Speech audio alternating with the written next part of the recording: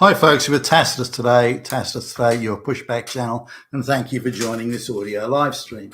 In this essay, I'd like to talk about, I got ahead of myself there. In this essay, I'd like to talk about Pacific Island nations that have exported their criminals to the West, to say the United States in this instance. They've exported their criminals.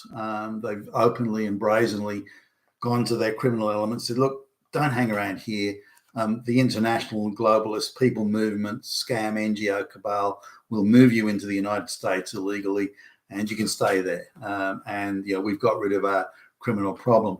Now, these are, these island nations, they've got populations of 50,000, 100,000, 200,000. So they're pretty small. So their hardened criminal element is maybe a few hundred people, maybe 1,000. It's not, in the overall scheme of things, not that many. So their solution isn't to do something about their criminal element. It's to export them to a first world rich country. They don't want to send it to another island. No other island nation wants them. No other Pacific island wants them. So they can't move it around within their diaspora where they've got common customs and languages and all that sort of no. The only place these people can go is a rich white first world country. So, and they're encouraging this because NGOs and activist NGOs are all crawling all over these island places, and they be going to the leaders, the chiefs, and the government officials, and saying, "Hey, look, you can send those people to America, and by the way, we'll help them get." Now, these are penniless natives that don't own squat, so somehow they're able to get from a Pacific Island nation through to South America, then up through the border into the United States or to Australia or Canada or wherever. Australia and New Zealand and the United States appear to be the three top of the line options here, but nonetheless.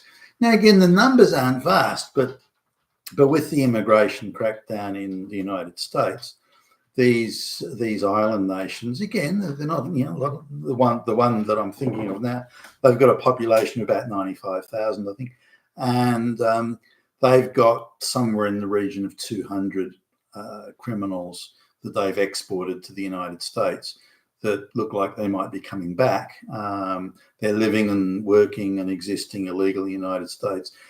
Some of them are working in standover, jobs like debt collecting and beating up people for loan sharks and providing security and this. And some of these dudes are pretty big. So anyway, this is the thing. So they're going to have to take back, or they are worried that they will have to take back their criminals, and they don't want to do that. Now, their argument is, well, look, these people are criminals. They're difficult to get. They create social problems. It'll rupture the fabric of our society. We don't want them back. They're problem people, and we want you to keep them. We don't want them. Well, hold on a minute. They're in the country illegally, and they're your citizens. Doesn't that mean you're obligated to? Well, we've got this policy so they brazenly and openly and conspiratorially, I would argue, got together with the NGOs and the globalist cabal and their representatives to export their criminal elements to the US. Now, this is something that President Trump, or candidate Trump, initially was talking about. He's saying all these poor countries, these third world countries, they're not sending us their best. They're not sending us their PhDs or their brightest people or their most capable, qualified people. It's quite the opposite. They're the people that these countries just don't want, whether they're in insane asylums, whether they're hardened criminals, or just family embarrassments. They want to get rid of these. But the Chinese are famous for sending their family embarrassments to Australia because the threshold is so low. They can send anyone to Australia under some bullshit workaround scheme, and they do. There's even around scheme. And they do.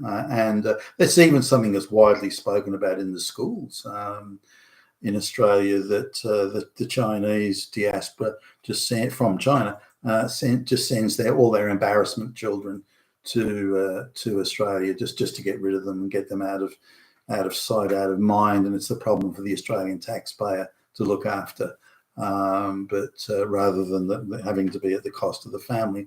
There are all these outrageous scams are going on, and the West is being outrageously exploited along these lines. But these Pacific Island nations are what surprised me. I didn't know it was so. I wasn't aware of just how focused it was that they were conspiring with the NGOs to export their criminals to the first world. I didn't realize it was that organized and that set, but clearly it was. And now they're running the risk of having to take these people back, these island nations having to take their criminals back, and they're in a hysterical state over it. No, we can't do it. Oh no, this is terrible. Wow, you can't do this to us. Well, yes, they're your citizens, and you conspired with some seedy, shady NGO to move them to a first. Why shouldn't you take them back? And this is something that I think that hopefully the Trump administration holds a hard line here. You're taking your criminals back, and don't do this again. No matter how many NGOs whisper sweet nothings into your ear, don't do it again. Deal with your own criminals. Don't transport them to a first world country. Say, oh, now it's your problem. We're not interested anymore. You deal with it. And rightfully so. You've been with Tacitus today, your Pushback channel, and thank you for listening. Oh my God.